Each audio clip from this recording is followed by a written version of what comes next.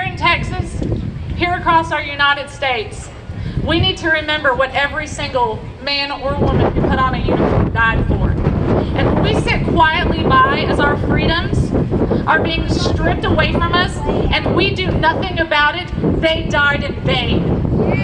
And I say, not on my watch, they don't. I say it's time for us to stand up and remember those who have died on that battlefield. Died for your freedoms, that we do not take them for granted because we have been lazy, America. We have been lazy, Texas. No more. Let me tell you about my dear friend, the guy who came all the way from Dallas to Laredo, Texas, to help us fight a fight. Not just to fight a fight, but to win a war. My good friend, Alan West.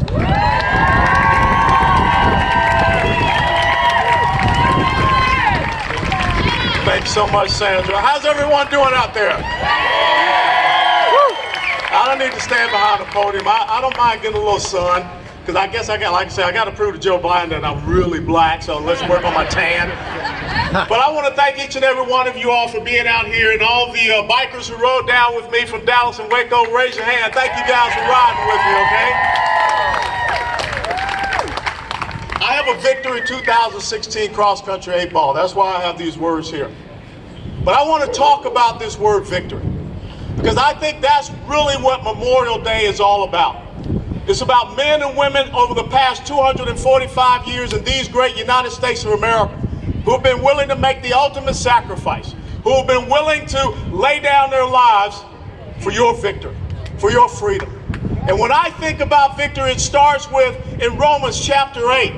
If you understand and believe in the Judeo-Christian faith heritage, you know that if you are a Christian, you're more than a conqueror.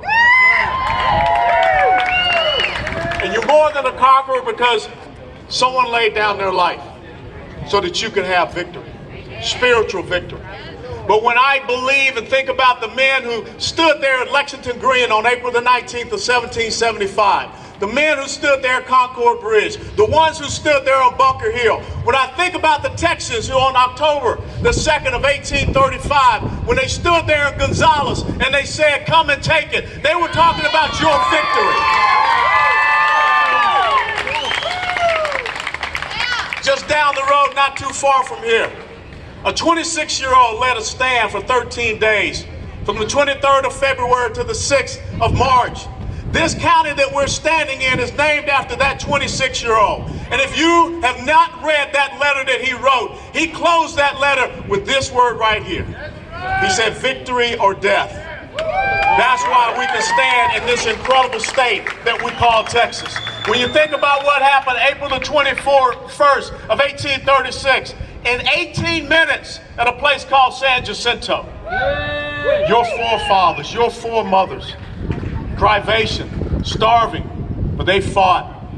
They achieved victory at a place called San Jacinto so that you can be here today. But ladies and gentlemen, all of this sacrifice, all of this service, all of this commitment to victory, let me tell you something, victory ain't nobody telling you got to wear a mask. Come on. That's surrender. Victory is not anyone telling you, a healthy person, that you have to stay in your house. That's house arrest. That's despotism. That's tyranny.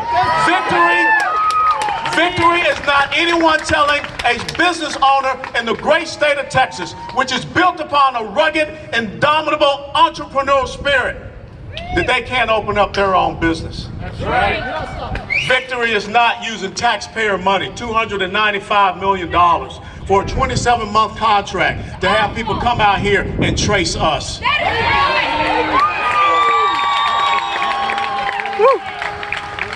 You're here because you have this right.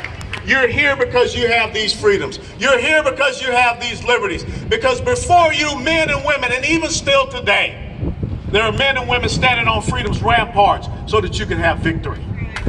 Now, the least that you can do for them, the least that you can do for their sacrifice, don't go out and say Happy Memorial Day. You honor Memorial Day. You honor Memorial Day by remembering my brothers and sisters who laid down their lives for each and every one of you. They didn't know you, but they took an oath that you took earlier today. They didn't know you, but they said, "Here am I, send me." They didn't know you, but they knew that years, generations later, that you would be right here on this day because of the liberties and freedoms that they fought, that they gave their lives for each and every one of you.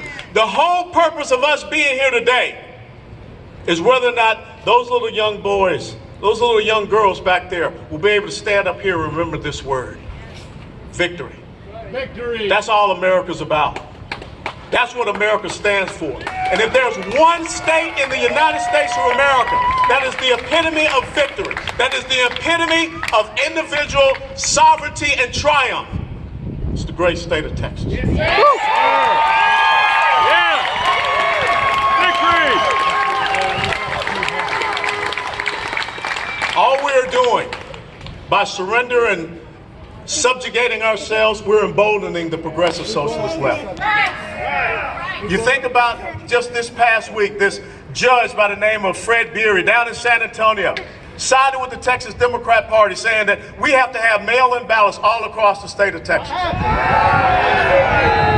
In Dallas County, the Dallas County Commission voted 4-1 that, get this, if you have a fear of getting COVID-19, that classifies as a disability, and you can use that to get a mail-in ballot in Dallas County.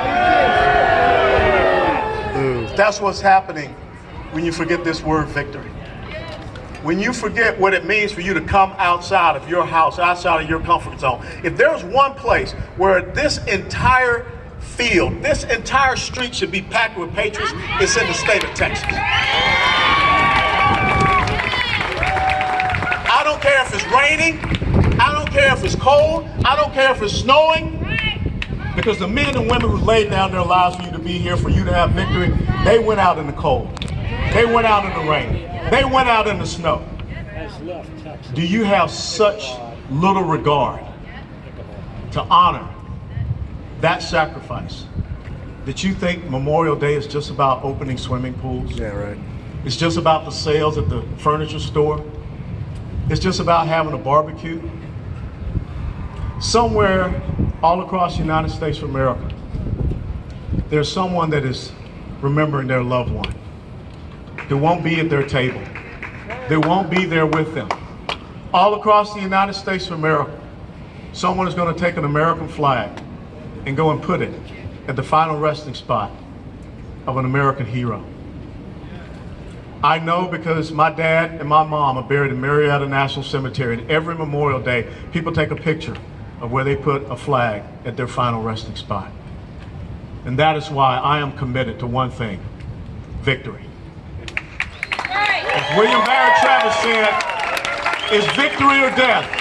As Patrick Henry said, give me liberty or give me death. When you leave out of here today, you have to go out with that same exact commitment. It is not about Republican, it is not about Democrat, it is all about the fundamental principles and values upon which this great nation and this great state were built upon. Either you believe in it, either you're willing to fight for it. Let me tell you something, stay in your house with the mask, and the real Texans will come out and do the fight for you.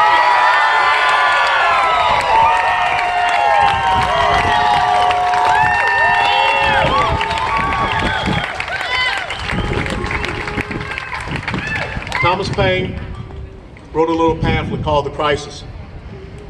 He said, these are the times that try men's souls.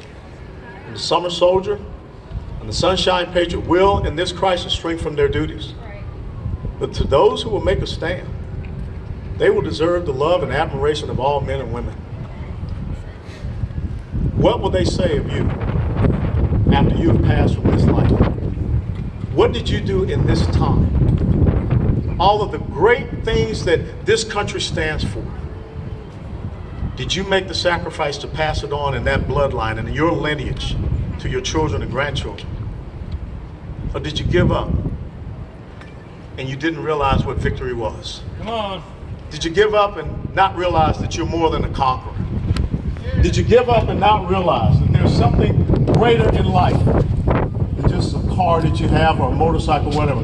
The most important thing, as Benjamin Franklin said, is essential liberty. That's right. And those who would surrender essential liberty for temporary safety deserve neither liberty nor safety. Nobody in this building, no governor, no president, no one has a right to tell you, a sovereign American citizen, a sovereign Texan, that you're not essential.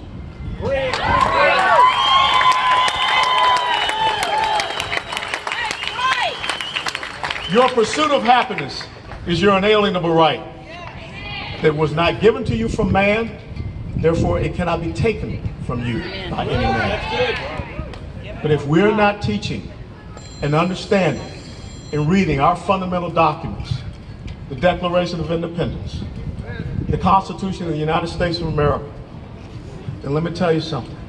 You're going to see more churches, like what happened in Holly Springs, Mississippi, get burned to the ground because they stood up for their first liberty, their freedom of religion and free exercise thereof. You're going to get more people that believe that they have to cover their mouths because they don't understand they have freedom of speech and freedom of expression. You're going to get fewer and fewer people that come out on a day like today because they don't understand that they have a right to petition their government for redress of grievances. I said this in Laredo, and I'll repeat it here. Simple little tattoo, right forearm.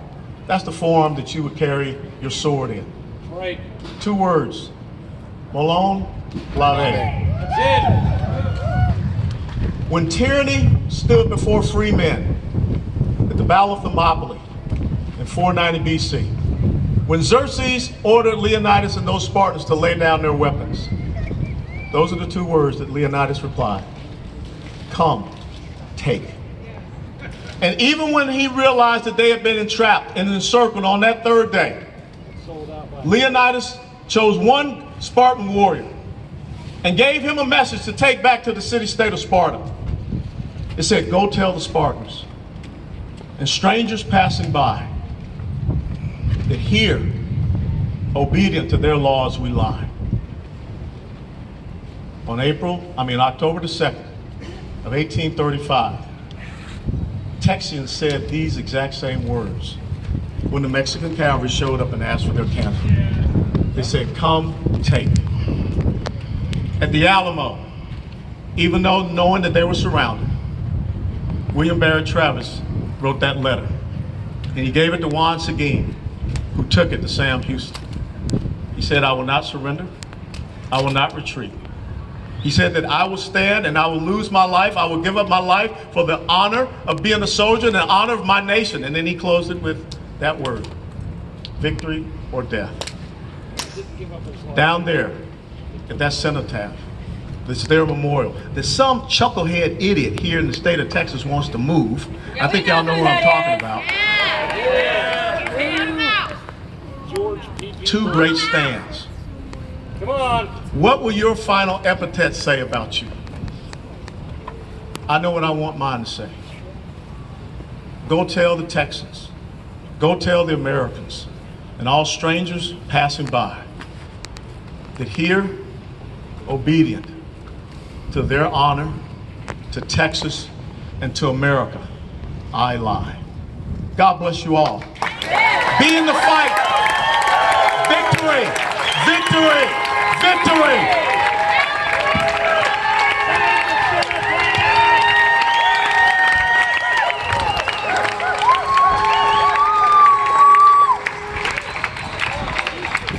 Colonel Allen West, you said that exactly like I told you to.